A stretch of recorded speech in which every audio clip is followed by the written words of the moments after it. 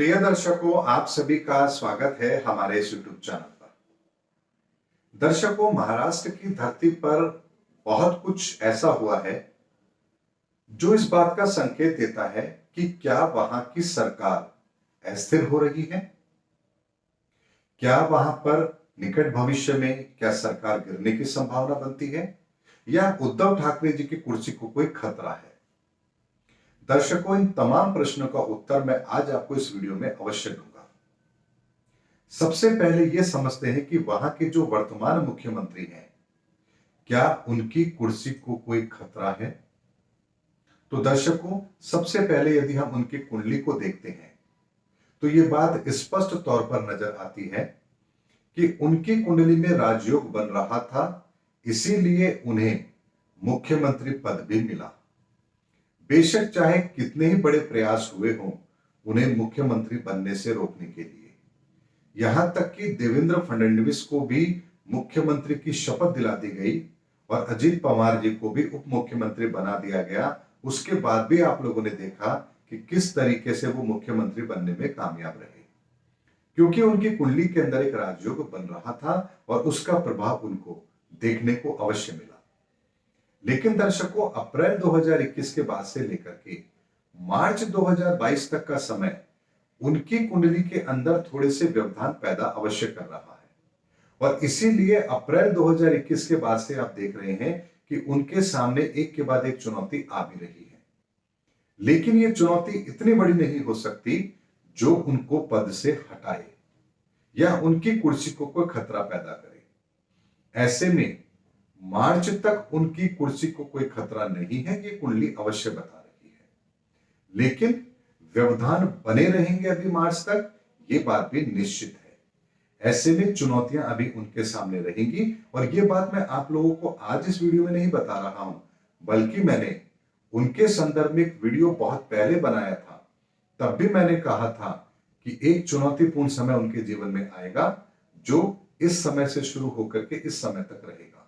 और यदि आप लोग उस वीडियो को देखेंगे तो आप लोगों को मेरी बात को अच्छी तरह समझ आएगी कि मैंने उस समय भी कहा था कि केवल चुनौतियां आएंगी लेकिन कुर्सी को खतरा नहीं रहेगा। लेकिन दर्शकों, मार्च 2022 से लेकर के जून 2023 तक का समय उद्धव ठाकरे जी के लिए अच्छा रहेगा। ये तमाम चुनौतियां उनके लिए खत्म भी हो जाएंगी और उन्हें राहत भी अवश्य मिलेगी। लेकिन असली चुनौती जो उनके सामने आएगी वो जून 2023 के बाद आएगी और वो समय वो बनेगा जब उनके लिए खतरे की घंटी भी जरूर रहेगी। ऐसे में उनको जून 2023 के बाद से एक गंभीर चुनौतियों का सामना करना पड़ेगा और उनकी कुर्सी को खतरा भी उसके बाद से ही आरंभ होगा। उससे पहले उनकी कुर्सी को खतरा नहीं है, ये उनकी कुंडली स्पष्ट तौर पर बताती है। अब चाहे महाराष्ट्र के अंदर आरएन का केस हो, सीबीआई का केस हो, सीआईडी का केस हो, ईडी का केस हो या कोई और हो, कितने ही प्रयास हो जाएं, उनकी कुर्सी को अभी कोई खतरा नहीं है। लेकिन जून 2023 के बाद में उनकी कुर्सी के लिए संकट अवश्य पैदा होगा, ये कुंडली ये बताती है। और वर्तमान में जो राहत की खबर उनको मिलेगी वो मार्च के बाद ही मिलेगी। इस समय पर कई चुनौतियां उनके सामने हैं और ये बनी हुई भी रहेंगी। ऐसे में अक्टूबर से लेकर के मार्च के समय में बृहस्पति के अंदर शुक्र का अंतर और शुक्र में राहु का प्रति अंतर उन्हें चल रहा है और राहु उनकी कुंडली में 12वें भाव में है।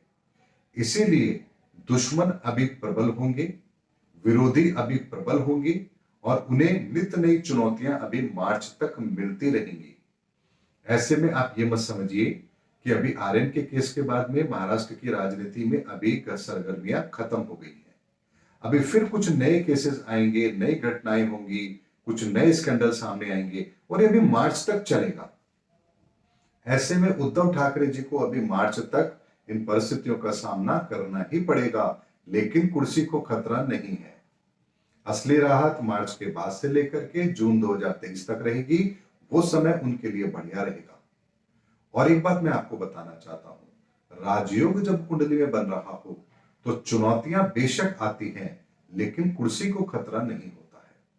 लेकिन जून 2023 के बाद सूर्य का अंतर आ जाने के कारण से और सूर्य के 11वें भाव में होने के कारण से वहीं पर पहली बार कुछ नुकसान होने की संभावना बनती है। ऐसे में जो लोग भी अभी महाराष्ट्र की राजनीति में ये सोच रहे हैं कि उद्धव ठाकरे जी मुख्यमंत्री नहीं रहेंगे, उनकी कुर्सी को खतरा है, और बहुत से लोगों ने बहुत सारी तारीखें दी हैं, इस तारीख को मुख्यमंत्री बदल जाएगा महाराष्ट्र का, ये पद से इस्तीफा दे देंगे, ऐसा हो जाएगा। दर्शकों, उनकी कुंडली को जो मैं देख रहा हूं और जो ज्योतिषीय ज्ञान मेरे पास है, मैं उसी के आकलन के आधार पर आप लोगों को ये बता रहा हूं कि जून 2023 तक महाराष्ट्र की राजनीति के अंदर कोई भी बड़ा उलटफेर नहीं होने वाला है। ऐसे में देखना यह है कि क्या मेरी ये बात आगे भी सही होगी या नहीं होगी, क्योंकि कुंडली तो उनकी यही कह रही है। ऐसे में मार्च तक उनको धैर्य रखना चाहिए और परिस्थितियों को नियंत्रण करने की कोशिश भी उनको अवश्य करनी चाहिए। उसके बाद राहत तो फिर उनको मिल ही रही है। उम्मीद करता हूं दर्शकों, मैंने इस राजनीतिक विश्लेषण को बहुत ही सादगी के सामने आप लोगों के सामने रखा है, क्योंकि हर व्यक्ति किसी न किसी राजनीतिक दल से संबंध रखता है। ऐसे में यदि मैं बीजेपी के लिए कुछ कहता हूं तो कांग्रेस वालों को तकलीफ होती है, कांग्रेस वालों के लिए कुछ कहता हूं तो बीजेपी को तकलीफ होती है, महाराष्ट्र की राजनीति के लिए कुछ कहता हूं तो किसी और को तकलीफ होती है। दर्शकों, आपकी भावनाएं आपकी जगह पर ठीक है, लेकिन जरूरी नहीं है कि हर समय हमारे पक्ष का ही हो। कभी कभी कुछ ऐसी चीजों को सुनने की क्षमता भी हमारे अंदर होनी चाहिए जो हमसे विरुद्ध हो, हमारे पक्ष में ना हो। ऐसे में मैंने केवल ज्योतिषीय आकलन के आधार पर आपको एक स्पष्ट दृष्टिकोण दिया है। इसे कृपया व्यक्तिगत ना लें और सभ्य भाषा का प्रयोग हमारे कमेंट्स बॉक्स में करें, ऐसी मैं आप लोगों से उम्मीद अवश्य करता हूं। मैं चाहूं तो हमारे कमेंट्स बॉक्स के सेक्शन को ऑफ भी कर सकता हूं, लेकिन मैं ऐसा कभी भी नहीं करता, क्योंकि जो चीज आप लोगों के मन में है वो हम तक उसी के माध्यम से पहुंचती है। ऐसे में हमें भी बहुत कुछ सीखने समझने को मिलता है आप लोगों के कमेंट से, कि किस तरह की बात कहने से कितने लोगों की भावनाएं आहत होती हैं, हमें अपनी भाषा का प्रयोग कितना मर्यादित करना है, ये भी सीख हमें आप लोगों के कमेंट से ही मिलती है। ऐसे में मैं हमेशा ये कोशिश करता हूं कि मेरी भाषा मर्यादित हो और किसी की भावना को भी कोई ठेस ना पहुंचे। इसीलिए इसी दृष्टिकोण से आप मेरे इस वीडियो को भी अवश्य देखिए। उम्मीद करता हूं दर्शकों, मेरा वीडियो आपको जरूर पसंद आया होगा। अगले वीडियो में आपसे फिर भेंट होगी, तब तक हमारे चैनल पर बने रहिए। जय हिंद, जय भारत।